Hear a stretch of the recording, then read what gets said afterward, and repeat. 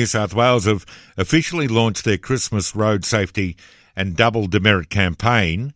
The timing's critical. The road toll is alarmingly high.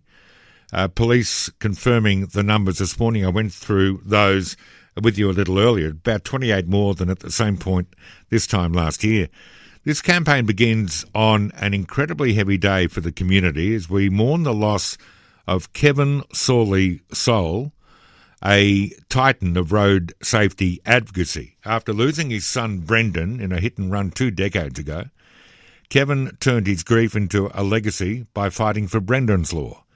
He was a brother and best mate to many, including our own Duncan, and a pillar of the road trauma support group. Kevin's passing serves as a raw reminder of the human reality behind every statistic.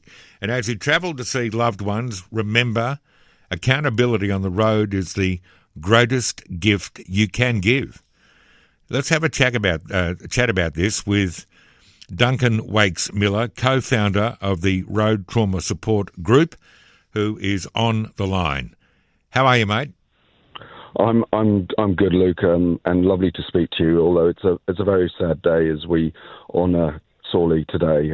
It's his funeral today. I'm just on the way to it right now. I'm so sorry that all this comes together at this time of year, which would be difficult for yourself. Obviously, I mean, the loss of your son Barney on roads. Gosh, it must be difficult to get through. I hope you're okay.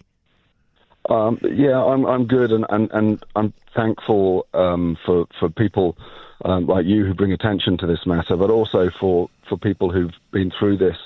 When you meet someone who's been through these tragic events, when my son was killed by a drunk driver, Saulie's son Brendan was killed by a hit and run driver, people get it, people understand the trauma that you go through, and by being with each other and giving each other space, you find strength.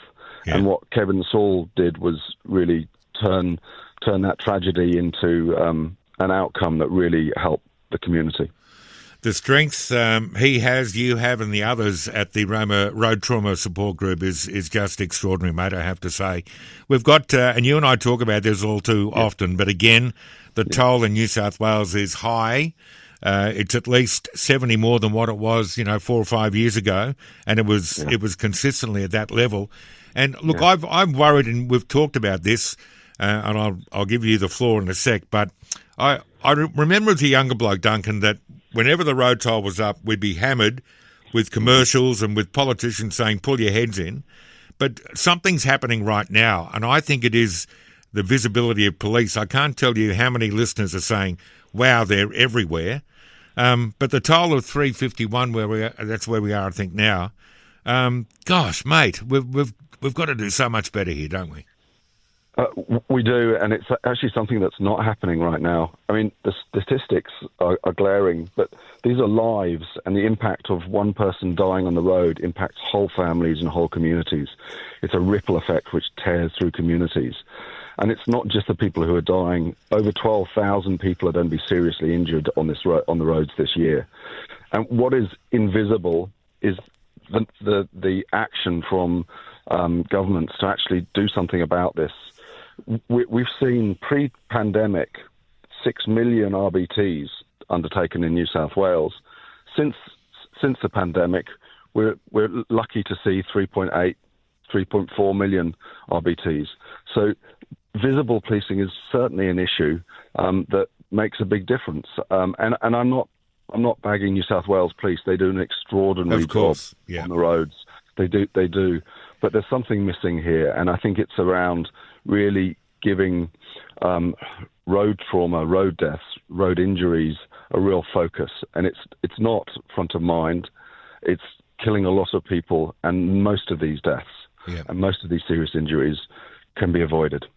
The point you've made to me many times is some of the language we use around this. Now, this isn't another safety device on a vehicle, but it treats the outcome with the seriousness it deserves, isn't it? I mean, rather than saying they passed in a car accident, using things like vehicular homicide, it adds real meaning, doesn't it? Yeah, I mean, there's a big difference between a minor traffic infringement where you might go 4 or 5 k's over the limit and go through a speed camera, and driving aggressively or intoxicated. And I think we need to be really discriminatory about this. Is that serious road crime needs to be treated with greater seriousness. You kill someone with a knife or another weapon, then you're going to go to jail. You kill someone in a car, it's treated like a minor speeding infringement.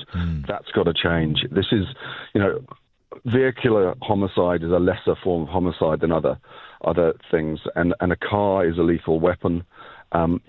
It must be impossible for people to get into them when they're drunk and drive them.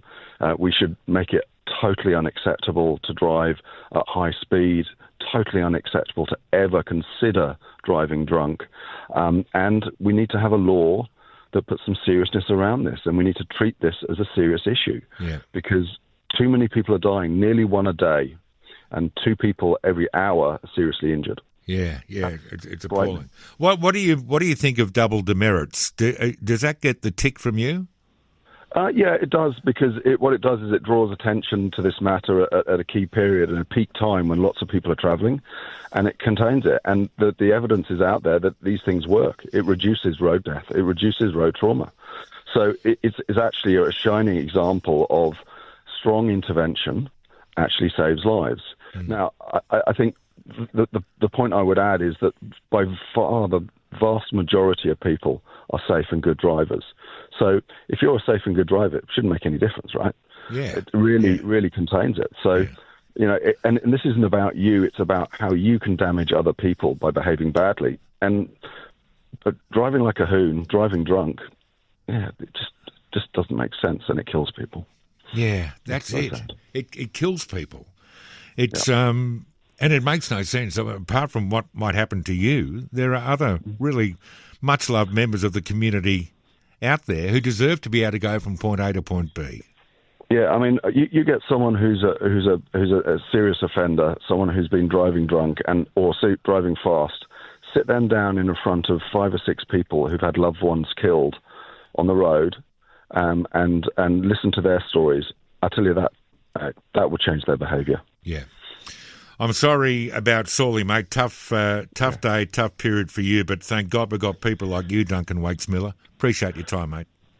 I appreciate that, and thanks. And my heart goes out to all the friends and loved ones of Kevin Saul. He was a tremendous man and a great friend to very many people, and he made a huge difference and a contribution to our community. Yeah, very well said.